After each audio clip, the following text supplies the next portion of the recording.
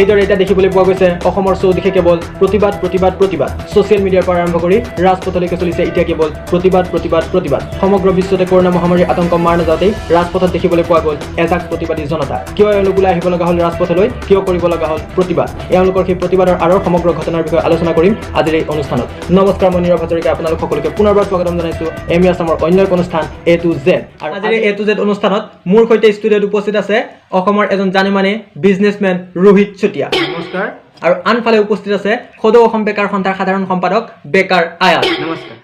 আৰু উপস্থিত আছে অসমৰ এজন বিশিষ্ট সাইন্টিষ্ট ডাক্তৰ শেক্সপিলি গতিকে দেৰি নকৰি আহক আৰম্ভ কৰোঁ আজিৰ এই অনুষ্ঠান প্ৰথমে মই বেকাৰ আয়াত তোমাৰ ওচৰত আহিছোঁ তোমালোকে এই কৰোনা মহামাৰীৰ মাজতো কিয় প্ৰতিবাদী কাৰ্যসূচী হাতত ল'ব লগা হ'ল একমাত্ৰ বাধ্যত পৰি আমি এনেকুৱা প্ৰতিবাদ কৰিবলগীয়া হৈছে ন মৰিবলৈ আমাৰো ভয় লাগে কিন্তু তথাপিও আমি ৰাজপথত ওলাই আহিছোঁ কিয় কিয় মই কেনেকৈ জানিম তুমিহে জানিবা কিয় ময়ে ক'ম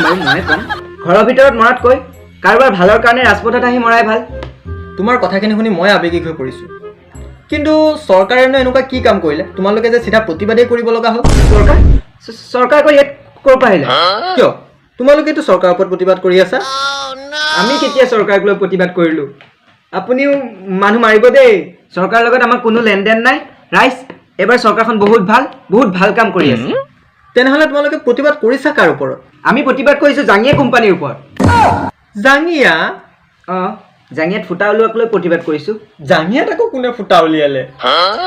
মই মানে একো বুজি পোৱা নাই মোক ভালদৰে বুজাই কোৱাচোন কেছটো কি হৈছে চাওক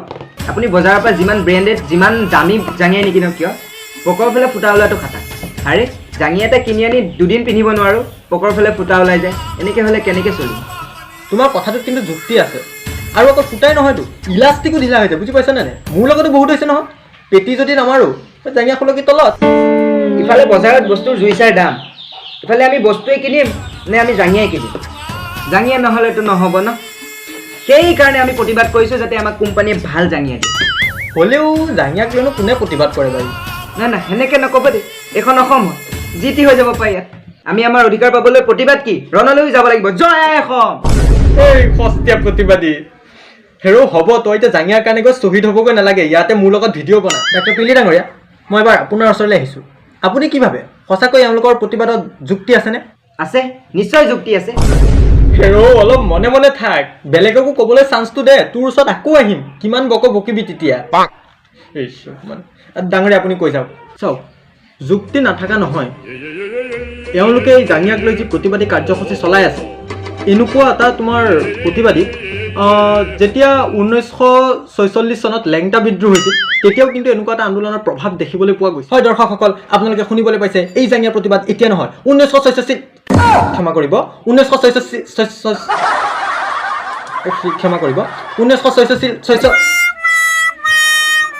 আপুনি কৈ যাওক একো নাই গৰু ভুল হয় বাৰু মানুহ ভুল হয় একো নাই বাদ দিয়ক এইবিলাক চাওক যেতিয়া এই বিদ্ৰোহৰ পিছত আপোনাৰ এই জাঙিয়া আন্দোলনটো হৈ গ'ল তেতিয়া চৰকাৰে আমাক এটা সিদ্ধান্ত দিলে সিদ্ধান্ত বুলি ক'ব নোৱাৰি মানে আমাক এটা ৰিচাৰ্চ কৰিব দিলে যে কিয় এই প্ৰতিবাদবোৰ হ'ল কিয় এইবোৰ হৈ আছে জাঙিয়াক লৈ এইবোৰ কিয় হৈ আছে তাৰ ওপৰত আমাক এটা ৰিচাৰ্চ কৰিব দিলে আৰু অকল আমিয়ে নহয় কিন্তু দেই আমাৰ লগত ইংলেণ্ড জাপান আমেৰিকা চাইনা ৰৌমাৰী মানে ৰাছিয়া ঠিক আছে কওক ৰাছিয়াৰ পৰা ভাল চাইণ্টিষ্টে আমাৰ লগত ৰিচাৰ্চ কৰি আছে আৰু আমি ৰিচাৰ্চৰ অন্তত এটা সিদ্ধান্তত উপনীত হৈছোঁ যে কোম্পানীসকলে যিটো জাঙিয়া বনায় সেই জাঙিয়াটোৰ পিছফালে মানে অৰ্থাৎ পকৰৰ ফালে খুব পাতল কাপোৰ ইউজ কৰে আৰু পাতল কাপোৰ ইউজ কৰাৰ ফলত কি হয় আমি যেতিয়া পাদোঁ তেতিয়া আমাৰ এটা গৰম হাৱা এটা নিৰ্গত হয় যাৰ ফলত সেই পাতটো আহি জাঙিয়াৰ পাতল লেয়াৰত খুন্দা মাৰিবলৈ ধৰে খুন্দা মৰাৰ ফলত কি হয় লেয়াৰটো পাতল আছে সি উত্তপ্ত হৈ উঠে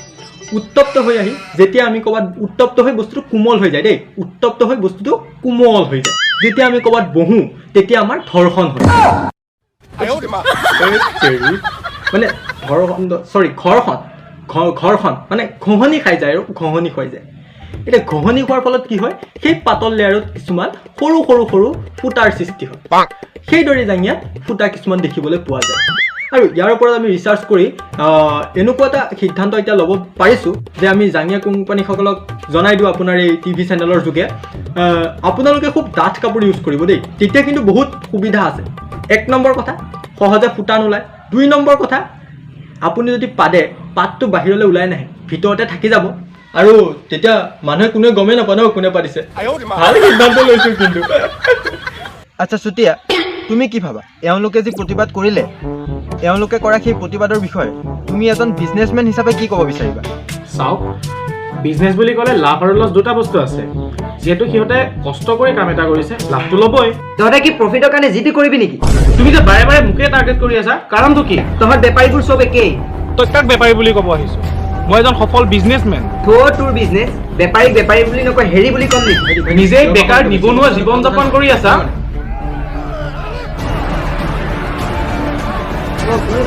মনোমান দেখা তুমি হুলস্থুলখন কিয় কৰিছা মনোমান থাকক মই কিয় হুলস্থুলখন কৰি আছো মানে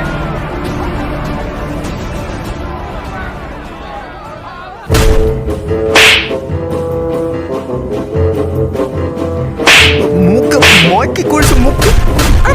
মাৰিছো কিয় মোক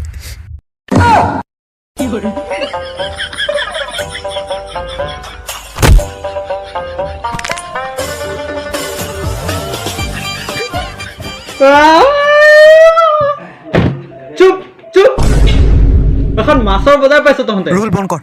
কৰ কেমেৰাটো বন্ধ কৰ এইটো কেলা নেৰিছোঁ আজি হা দুইটাক মই ইয়াত ভিডিঅ' এটা বনাবলৈ লাগিছে দুইটাই ইয়াত মল্লযুদ্ধ লাগিবলৈ আহিছে আৰু এইটো বিজনেছমেন সেইটো পাচলি বেছি আছিলে ৰাস্তাত মই ভিডিঅ' বনাবলৈ উঠাই লৈ আহিছোঁ আৰু এইটো প্ৰতিবাদী সেইটো হাজিৰা কৰি আছিলে ৰাজমিস্ত্ৰী কৰি আছিলে তাক মই ভিডিঅ' এটা বনাবলৈ উঠাই আনিছোঁ দুইটাই ইয়াত WWE লাগিবলৈ আহিছে আই ক'ত পলাইছ